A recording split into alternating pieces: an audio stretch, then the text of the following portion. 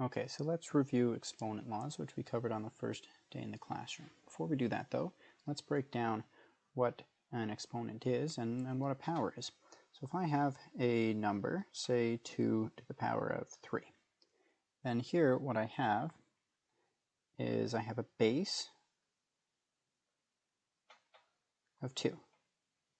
I have an exponent of 3.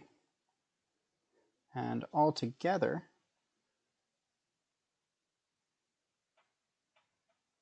we call 2 to the power of 3 a power. Now, let's take a look at our exponent laws. The first one is the product law. So the product law says that if I have two exponents with the same base that are getting multiplied, two powers with the same base that are getting multiplied together, then I can simply add their exponents. So let's put that to practice right away. First, we're writing each expression as a single exponent.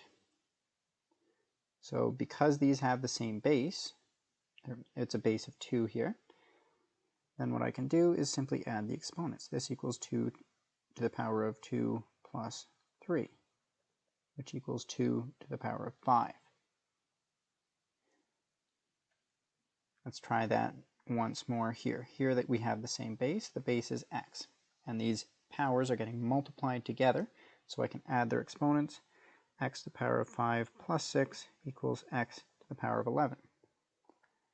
Even further, so here I have a hidden 1 on my exponent, on my first power, a hidden 1 exponent, because whenever there's not an exponent written in, we know there's a hidden 1. So this is 3, these are 2 powers with the same base, so it equals 3 to the power of 1 plus 2, which is 3 to the power of 3. And finally, these two exponents have the same base, that's a y, so I can add their exponents, 3 plus 4. Note that there's no explicit multiplication sign in between these, but because there's nothing written in between the brackets, we know we're multiplying. This equals y to the power of 7. Now that's the first half of the problem. Then we need to evaluate if possible. And what that means is if we have a number as our base, like we do for this question, the number 2, and this question, the number 3, then we can put those into our calculator and we can find out what else they equal to. So 2 to the power of 5, if I plug that into my calculator, then it equals 32. Perfect. And 3 to the power of 3, if I put that into my calculator, it equals 27. So that's our product law. That's how we work it. Next, let's take a look at our quotient law. This states that if we have two powers with the same base that are getting divided, then we can simply subtract their exponents. That means we're subtracting the bottom one from the top one. So x minus y. This can also be written as a to the power of x divided by a to the power of y equals a to the same thing, x minus y. That's our quotient law. We'll see it in action right now. So I have two powers with the same base. One is getting divided from the other, divided by the other. So I can keep that same base. That's a base of 5, and then 8 minus 6. I'm always subtracting the second one from the first. That's 5 to the power of 2. Perfect. Here I have the same base. It's x times to the power of 10 minus 4 equals x to the power of 6. And then over here I have the same base. It's 2 to the power of 9 minus 5 equals 2 to the power of 4. Now we'll notice again, we need to evaluate if possible.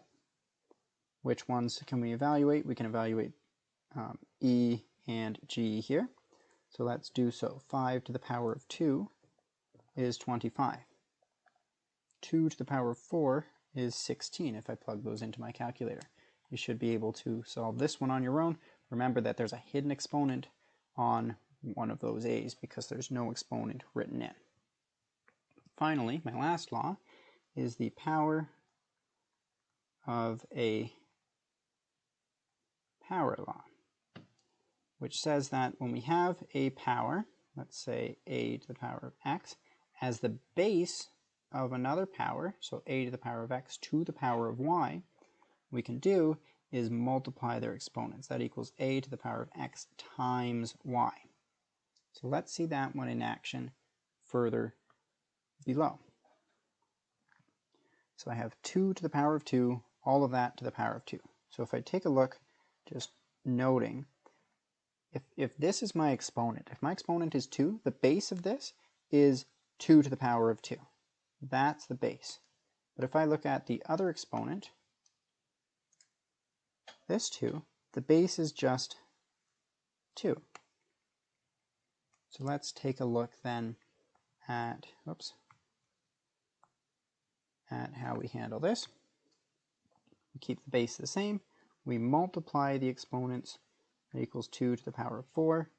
And I can do what I've done above, evaluating since it's possible. 2 to the power of 4 is 16. And I can do that once more. I keep the base the same. I multiply the exponents together. That equals x to the power of 12. This one I cannot evaluate because my base is a variable. We'll do one more. 5 to the power of 1 all to the power of 2 equals 5 to the power of 1 times 2, which is 5 to the power of 2.